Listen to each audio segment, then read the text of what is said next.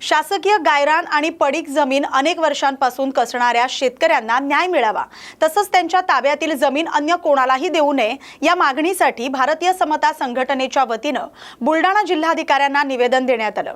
संघटनेचे जिल्हाध्यक्ष महेंद्र खंदारे यांच्या नेतृत्वाखाली सादर करण्यात आलेल्या निवेदनात 1991च्या शासन निर्णयानुसार पात्र शेतकऱ्यांना जमिनीचे हक्क देण्यात यावेत आणि महसूल विभागाने प्रलंबित प्रकरणावर तातडीने निर्णय घ्यावा अशी मागणी करण्यात आली।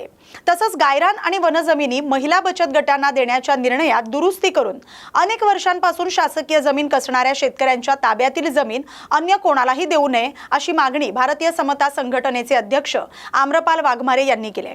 यावेळी संघटनेचे पदाधिकारी आणि शासकीय जमीन कसणारे शेतकरी मोठ्या संख्येने उपस्थित होते। बियाणे उगवण्याच्या अनेक तक्रारी आहेत। शेतकऱ्यांचा आरोप आहे की निकृष्ट बियाणं आहे। काय नेमकी कारवाई होती आपल्याकडून तक्रारी प्राप्त झालेल्या? चिखली तालुक्यामध्ये खरीप हंगामाचं जे सरासरी क्षेत्र आहे ते जवळपास 89,000 हेक्टर क्षेत्र आहे। 72,000 हेक्टर क्षेत्रावर आज रोजी पेरणीचा कृषी विभागाचा अहवाल आहे। त्यापैकी 62,000 हेक्टर क्षेत्रावर सोयाबीन पिकाची पेरणी झालेली आहे आणि विलंबाने झालेला पाऊस आणि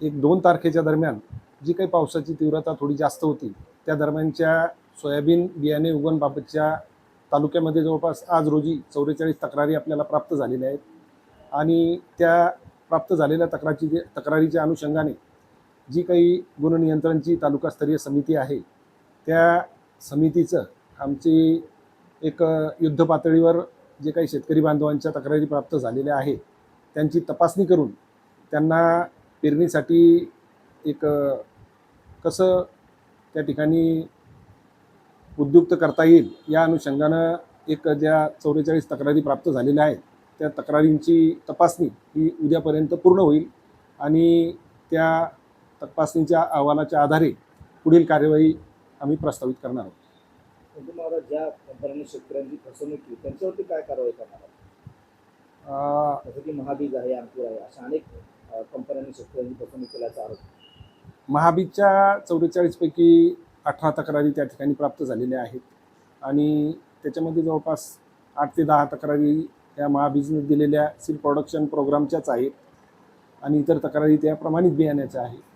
परंतु गुणनियंत्रण शाखेकडून जवळपास 98 नमुने आपण खरीप हंगामामध्ये सोयाबीन बियाण्याचे तपासणीसाठी प्रयोगशाळेला पाठवलेले आहेत, परंतु त्यांचे अहवाल अद्याप आपल्याला प्राप्त झालेले नाही। जसे अहवाल प्राप्त होतील त्या अनुषंगानं जी काही बियाणे अधिनियमाअंतर्गत कारवाई आहे ती कारवाई निश्चितच त्या ठिकाणी कंपनीवर प्रस्तावित करण्यात येईल।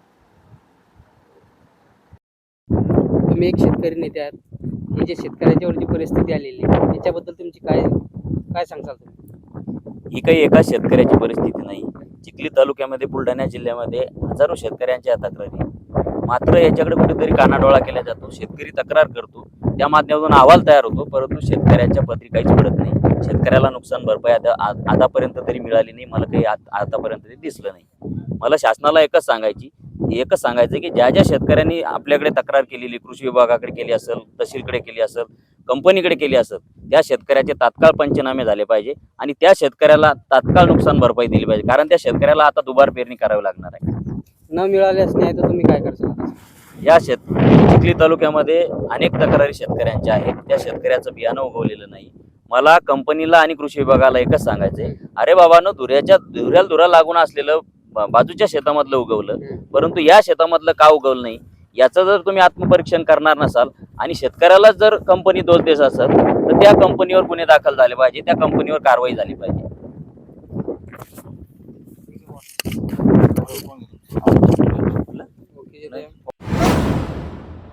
रायगड जिल्ह्यातील खालापूर तालुक्यातील दुर्गम ओबरणेवाडी येथील आदिवासी युवकांनी आपल्या दैनंदिन समस्यांना वाचा फोडले। मूलभूत सुविधांच्या अभावामुळे कामासाठी जीव धोक्यात घालून प्रवास करावा लागतोय अशी व्यथा त्यांनी मांडली। शासन आणि लोकप्रतिनिधींना तातडीने दखल घेण्याचे आवाहन केले। खालापूर तालुक्यातील ओबरणेवाडी ही दुर्गम आदिवासी वस्ती असून इथल्या नागरिकांना आजही मूलभूत सुविधांचा अभाव जाणवतोय। विशेषतः रोजगारासाठी बाहेर जाणाऱ्या युवकांना अत्यंत धोकादायक मार्गाने प्रवास करावा लागतोय, त्यामुळे त्यांच्या जीविताला धोका निर्माण होतोय। वारंवार मागणी करूनही या समस्येकडे दुर्लक्ष होत असल्याचा आरोप ग्रामस्थांनी केलाय। सुरक्षित रस्ता आणि आवश्यक पायाभूत सुविधा उपलब्ध करून देत शासनानं तातडीने या प्रश्नाची सोडवणूक करावी अशी मागणी युवकांनी केली आहे।